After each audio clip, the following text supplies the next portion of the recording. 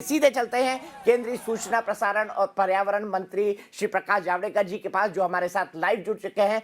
सबसे पहले सर, मैं आपसे ये जानना चाहूंगा कि किसान संगठन सिर्फ एक ही बात कह रहे हैं और उन्होंने मीटिंग में हाँ या ना लिख के भी जवाब मांग लिया सरकार से। पिछली जो उनकी वार्ता हुई थी, क्या सरकार 3 किसान कानून को वापस लेने पर किसी तरह का विचार कर रही है, जो उनकी मांग है? मुझे लगता है हमारे मंत्रियों ने जो सहभागी हो रहे हैं चर्चा में, उन्होंने साफ किया है कि कानून का सही परिप्रेक्ष्य में समझेंगे तो कानून बदलने की मांग ही खत्म होगी, क्योंकि जो गलतफहमियां पैदा हुई है उसको दूर करना जरूर हमारा काम है, जो हम करेंगे। और जिसमें पहला मुद्दा है कि भाई एपीएमसी खत्म होगी, नहीं होगी, इस साल भी नहीं हुई, आगे भी नहीं होगी। एक नई दुकान निकलेगी कि जहां भी किसान जा सकता है, लेकिन एपीएमसी में ही उसको अगर दाम मिला तो वो क्यों बाहर जाएगा? बाहर ज़्यादा दाम मिलेगा तभी जाएगा ना। तो वो एपीएमसी चालू रहेगी किसी भी अवस्था में। दूसरी, एमएसपी जो है वो ख़त्म नहीं होती, क्योंकि एमएसपी आज है, कल था, आज है और कल भी रहेगा आने वाले कल में। और महत्वपूर्ण बात है कि एमएसपी 55 साल से चल रही है, कानून नहीं है लेकिन 55 साल से चल रही है, वही व्यवस्था चालू रहेगी, ये भी बताया है, सरकार ने साफ किया है। तीसरी बात है, कॉन्ट्रैक्ट फार्मिंग में जमीन जाएगी क्या? बिल्कुल नहीं जाएगी, क्योंकि कॉन्ट्रैक्ट फार्मिंग में केवल फसल का सौदा होगा, जमीन का नहीं होगा। तो यही तो कानून के मुद्धाराएं है। मुझे पूरा विश्वास है कि आज का बंद में जिस तरह से देश भर के किसान लाखों के संख्या में नहीं जुड़े, ये हमें समझना चाहिए। हाँ, पंजाब में जरूर गलतफहमी है, वो दूर करेंगे और हम कर रहे हैं, लेकिन ये किसने भड़काया किसान भी सोचेगा, किसने गुमराह किया ये किसान भी सोचेगा। और आज बंद जैसे फैल रहा वैसे ही ये हमें समझना चाहिए कि चर्चा मात्र सफल होगी और निश्चित रूप से समाधान निकलेगा। आप कह रहे हैं समाधान निकलेगा, लेकिन मैं आखिरी मीटिंग की बात कर रहा हूं जिसमें यस और नो वाली बात हुई थी। अभी भी किसान नेता सिर्फ और सिर्फ यही कह रहे हैं कि पहले बिल वापस लो, उसके बाद आगे की बातचीत होगी, उसके बाद नए बिल पर बातचीत करने के लिए वो तैयार हैं। ऐसे में सरकार क्या करेगी? सरकार के ऑप्शंस तो बिल्कुल बंद हो जाते हैं प्रकाश जी। 50 साल का, मेरा भी 50 साल का आंदोलनों का और आंदोलन सुलझाने का अलग अलग तरीके से अनुभव है। और इस अनुभव को मैं ये कहूँगा कि ऐसा कुछ भी कहेंगे उस दौरान कि भाई यस और नो, ऐसे हर प्रश्न का यस और नो में जवाब नहीं होता है, और वो भी समझते हैं और फिर एक समाधान पे आते हैं। वो उसके लिए मैं मानता हूँ कि ये भी चर्चा ठीक दिशा में जा रही है, वो समाधान निकलेगा। आप कह रहे हैं समाधान निकलेगा, लेकिन आज भारत बंद की बात कर लेते हैं। कई राजनीति, जितने भी तमाम विपक्षी पार्टियां हैं, इन्होंने खुलकर बंद का समर्थन किया। कई जगह हमने तस्वीरें भी देखी, राजनीतिक पार्टी के कार्यकर्ता भारत बंद करवाते हुए देखे गए। क्या आपको लगता है किसानों के कंधे पर बंदूक रखकर विपक्ष चला रहा है? पहले तो आज समझना चाहिए कि भारत बंद आज का सफल नहीं रहा, क्योंकि देश के पूरे किसान उद्वेलित नहीं है, आंदोलित नहीं है। नहीं तो लाखों के तादाद में हर जगह किसान बाहर निकलते तो अलग चीज होती, ऐसा तो नहीं हुआ। हाँ, राजनीतिक पार्टी के चंद कार्यकर्ता इकट्ठा आकर कभी टायर जलाए, कभी कुछ किया, कभी 50 लोग रेलवे के सामने सो गए, इतना ही हुआ है। तो मुझे नहीं लगता कि बंद का कोई सफलता थी। बंद ये लोगों को भी समझेगा, पंजाब के किसान को भी समझेगा कि देखो देश का पूरा किसान नाराज नहीं है, देश का किसान इसका स्वागत कर रहा है, और इसीलिए वो इस आंदोलन में नहीं आया है। तो इसलिए अब आंदोलन समाप्त करना ही बेहतर है, और आंदोलन समाप्त करने का एक समाधान का निश्चित होगा कि जिसमें किसानों को भी ऐसा नहीं लगेगा कि हमने केवल आंदोलन किया, कुछ नहीं मिला, लेकिन उनकी जो आशंकाएं है वो दूर होगी।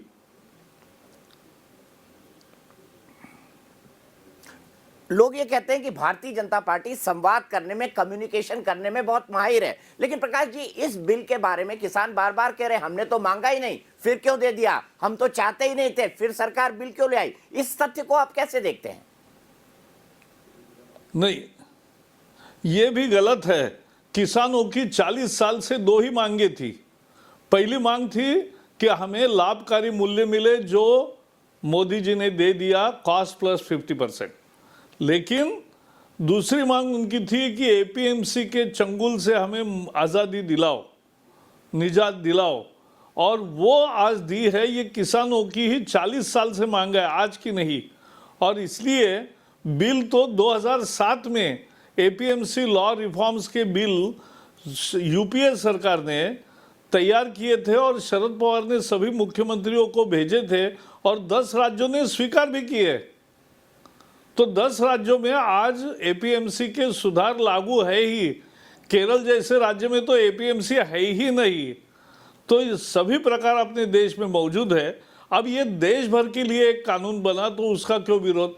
10 राज्यों ने खुद बनाया है, वहाँ कोई विरोध नहीं कर रहा है, उनका स्वागत हो रहा है। तो यहाँ भी वही है। दूसरी चीज़, ये कॉन्ट्रैक्ट फार्मिंग का भी कानून 15 राज्यों में बनाया है जब कांग्रेस के ही मुख्यमंत्री थे, तो सभी राज्यों में बना है। तो अब क्यों आपत्ति है बाबा? तो ये राहुल गांधी कभी भी कुछ भी भूमिका बदलते हैं, हिपोक्रेसी है, पाखंड है, उनका पर्दाफाश हो गया है। और इसलिए किसानों ने भी कहा, अभी मैंने देखा किसानों ने कांग्रेस के नेताओं को भी वापस भेजा, पॉलिटिकल सहभाग वो नहीं चाहते हैं। और फिर भी ये बाहर अपने अपने तरीके से कुछ छोटा मोटा छुटपुट प्रदर्शन करके भारत बंद का एक एहसास दिलाना चाहते, वो सच नहीं हुआ। आज भारत बंद नहीं हुआ।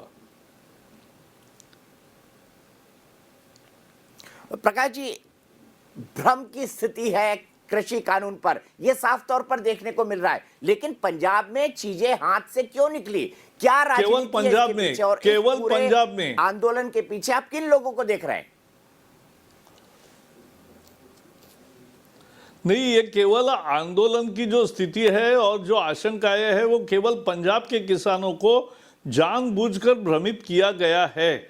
और वहाँ के तीनों राजनीतिक दलों ने बढ़ चढ़कर उसमें हिस्सा लिया है।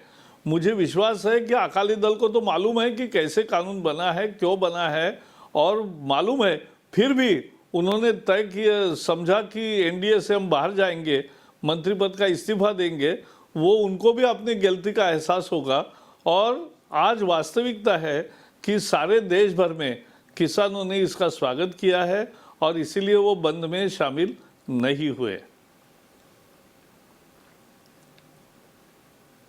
प्रकाश जी, ऐसा क्या हुआ कि अकाली दल जैसा आपका सबसे पुराना सहयोगी खुद इस बिल को नहीं समझ पाया? क्या आपको नहीं लगता सरकार के पार्ट पर कोई कमजोरी रही, इस बिल के बारे में ठीक संवाद नहीं हो पाया? क्या अकाली दल को आप रोक नहीं सकते थे? अकाली दल को आप मना नहीं सकते थे? नहीं, उनको रोकने के सारे प्रयास हुए, लेकिन फिर भी एक राजनीति की, उनकी पंजाब की राजनीति की एक मजबूरी होगी, उसके लिए उन्होंने किया होगा, या दूसरी कोई मजबूरी होगी जो वो बता नहीं सकते।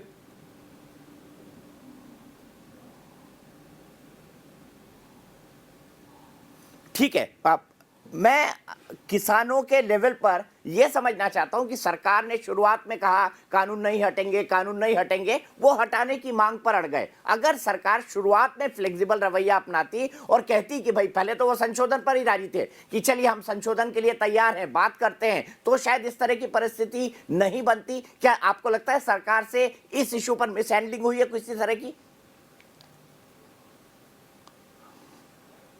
मेरे लिए सबसे महत्वपूर्ण है कि इसका समाधान जल्दी निकले, तो ये विषय समाप्त होगा। बाद में विश्लेषण करने के लिए सारे पत्रकार आज़ाद है ही, वो तब बताएंगे, तब चर्चा भी करोगे, हम भी आएंगे।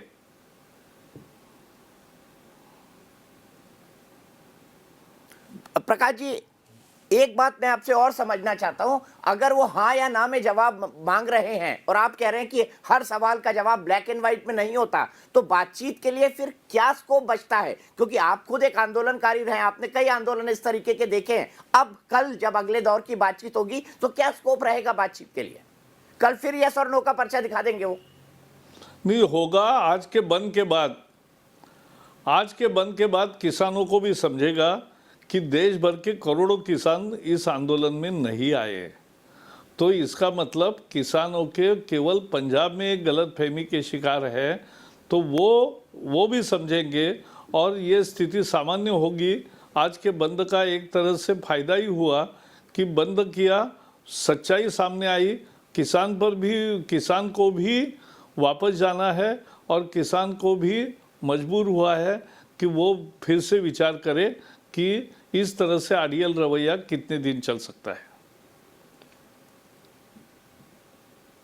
प्रकाश जी, अब पुणे से आते हैं और वहां पे भी कई इलाकों में कई सारी बड़े जिसको कैश क्रॉप्स कहते हैं वो होती है। आप बताएंगे अपना कोई उदाहरण जिसमें आपको लगा हो कि इस किसान ने कॉन्ट्रैक्ट फार्मिंग करी, सीधे ये कंपनी को बेच रहा है, जिसका फायदा हुआ?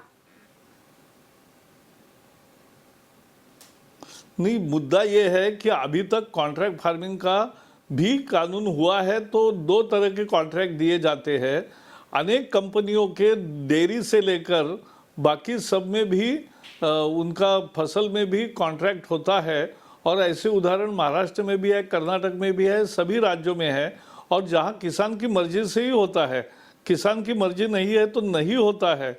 और इसलिए यह हमें समझना चाहिए कि किसान के मर्जी का मालिक है, उसके बिना कुछ नहीं होगा और उसके जमीन को जरा भी खरोच नहीं आएगी।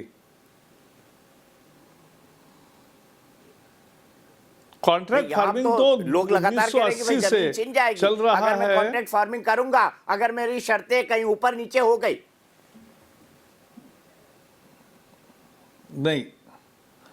नहीं होती है। किसानों को ये मालूम है कि खरीद बिक्री में मुद्दा नहीं है, लेकिन अगर बिक्री की कीमत जो तय हुई है कॉन्ट्रैक्टर और उसमें अगर कुछ भी किसी भी तरह से किसान अगर नापसंद करता है तो वो बाहर जा सकता है। तो ये कानून है, उल्टा संरक्षण देता है। और ये केवल फसल का होगा, ज़मीन का नहीं होगा, ये भी उसमें बात साफ है। इसलिए उल्टा सीधा होने की कोई संभावना ही नहीं है। और इसी से देखो मूल मुद्दा क्या है दीपक जी, मूल मुद्दा ये है कि भारत में खेती की उत्पादकता दुनिया से आधी है। दुनिया में 1 एकड़ में जितना उत्पादन होता है उसका आधा ही उत्पादन हमारे 1 एकड़ में होता है। तो इसलिए हमें उत्पादन बढ़ाने की ज़रूरत है दुनिया में और एक्सपोर्ट करने की ज़रूरत है, उससे देश अमीर होता है। तो ये जो करना है उसके लिए किसान के खेत से उत्पादन अगर बढ़ना है तो निवेश चाहिए, टेक्नोलॉजी चाहिए, नए औजार चाहिए, नए प्रकार के बीज चाहिए, नए प्रकार की व्यवस्था चाहिए। तो ये व्यवस्था तभी आएगी जब ये कॉन्ट्रैक्ट फार्मिंग होगा, तो लोग कोई गलत नहीं मानेंगे और उसको फ़ायदा, मुनाफा ज़्यादा बढ़ेगा। डबल कीमत आएगी तो डबल कीमत उसको भी तो मिलेगी, तो उसका फ़ायदा ही फ़ायदा है। ठीक है, आपने कहा फायदा ही फायदा है। जो दूसरा मुद्दा है वो मिनिमम सपोर्ट प्राइस का है सर। अगर किसान चाहता है कि बिल में एक लाइन लिख दें कि आप मिनिमम सपोर्ट प्राइस देते रहेंगे तो शायद वो मान जाता। क्या कानून इस तरह से बनाया नहीं जा सकता है एमएसपी का, या इस बिल में उसको इंक्लूड नहीं किया जा सकता? अगर किसान इतनी सी मांग कर रहा है तो सरकार इसे कानून में शामिल क्यों नहीं कर लेती? क्या तकनीकी दिक्कत है? नहीं, आप समझ लीजिए दीपक जी, 55 साल से एमएसपी है, कहीं किसी कानून में नहीं लिखा है, लेकिन 55 साल से चल रहा है व्यवस्था। तो जो आज तक बिना लिखे चल रहा है वो आगे भी चलता रहेगा। जो 55 साल से एमएसपी की व्यवस्था है वैसे ही आगे भी चलेगी।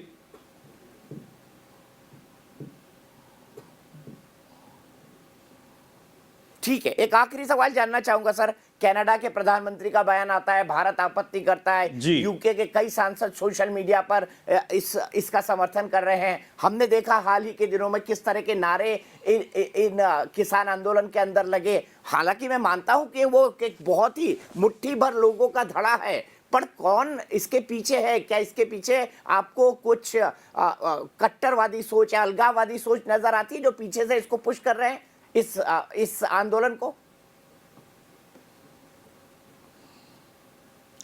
इसमें देखो दो बातें हैं और ये गंभीर है। एक तो विदेश का संबंध होने के कारण विदेश मंत्रालय ने इसको अपने तरीके से डील किया है और ट्रूडो का कहना ठीक नहीं है ये भी बता दिया है। उनके वकील को बुला के भी, एम्बेसडर को बुला के भी बता दिया गया है और उसके साथ साथ जो सोशल मीडिया का है उसके बारे में भी जो कहना है वो कहा गया है। तो इसमें मैं अधिक कुछ नहीं कहूँगा, लेकिन एक सच्चाई है कि लंदन में प्रदर्शन हुए भारतीयों के, न्यूयॉर्क में हुए और कनाडा में हुए, तीनों जगह बहुत दुर्भाग्य से ये कहना पड़ रहा है कि वहाँ खलिस्तान जिंदाबाद के नारे लगे, खलिस्तान के झंडे दिखे, खलिस्तान के वो जो जिनका स्मरण करते वो चित्र दिखे, वही बैनर दिखे। तो ये बहुत गलत है। कौन कैसा ऐसे आंदोलन का भी कैसा लाभ उठाना चाहते, कौन सी ताकत है, ये भी हमें देखना चाहिए और उस पर नज़र रखनी चाहिए। तो सरकार क्या कर रही है ऐसे आंदोलन को लेकर, खासतौर पर जो अमेरिका और लंदन के प्रदर्शन की सरकार आप बात कर रही है। कनाडा ने तो सार्वजनिक तौर पर कहा नहीं, तो इसीलिए सरकार बिल्कुल हरकत में है और सरकार निश्चित रूप से सब अब चित्र पूरा पिक्चर प्रोफाइल ही मिलती है। तो आप चिंता मत करिए, ऐसे किसी भी ताकतों को बढ़ने नहीं देंगे और निश्चित रूप से देश की एकता पर कोई आँच नहीं आने देंगे। चूंकि सर मामला पंजाब से जुड़ा है, एक बुरा एक्सपीरियंस पंजाब के साथ हमारा रहा है, तो क्या आपको लगता है इसलिए मुद्दा कहीं ज्यादा सेंसिटिव हो गया है? क्योंकि जिस तरह से आपने इन 3 प्रदर्शनों की बात की, वो भी देश के बाहर, वहां पे इस तरह के नारे लगे, ज्यादा सेंसिटिव हो गया है ये मुद्दा, आपको लगता है ऐसा? नहीं, ये देखो कुछ ताकतें ऐसी होती है कि किसी भी परिस्थिति में फायदा उठाने की सोचती है, लेकिन ये ताकतों ने बहुत प्रयास किया।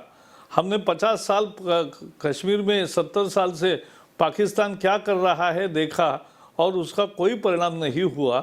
यहाँ नहीं चलता है ऐसी काम और ये साफ हो गया है और इसलिए हम मानते हैं कि ये जो भी प्रदर्शन है एक तरह से उनकी निराशा का ही प्रदर्शन है। उनको सफलता नहीं मिल रही है इसका प्रदर्शन है और इसलिए ये सफलता उनको कभी नहीं मिलेगी। और किसान अलग है, राजनेता अलग है और ये ताकतें अलग है जो बाहर दिखती है। तो ये सभी को समझना चाहिए, किसान भी समझेगा क्योंकि किसान हमारा देशभक्त है, हमारा ही किसान है। जैसे बाकी देश का किसान है वैसे ही पंजाब का किसान है, यह हम समझते हैं।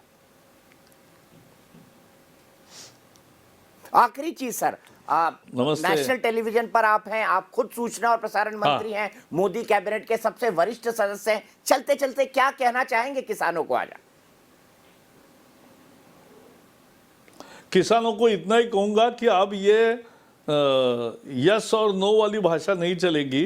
अभी खुले दिमाग से, खुले मन से हमें करना चाहिए कि अगर बाकी राज्यों के किसान अगर आंदोलित नहीं है तो आप हमारे आंदोलन में कुछ गलतियां है क्या, कोई गलत फहमियाँ है तो उसके बारे में ज़रूर चर्चा करें और उसका समाधान निकालें। यही मेरा कहना है। आंदोलन किसी के भी फायदे में नहीं होता, देश का नाम खराब होता है, देश की तरक्की रुकती है, ये नहीं होने देना है और इसलिए किसान को भी आगे आकर इसकी समस्या का हल करना पड़ेगा। बहुत बहुत शुक्रिया प्रकाश जावड़ेकर जी हमसे जुड़ने का और इतनी बेबाकी से इन पूरे बहुत शुक्रिया। किसान नमस्ते। बिलों को समझाने का, उसके ऊपर एक पर्सपेक्टिव देने का।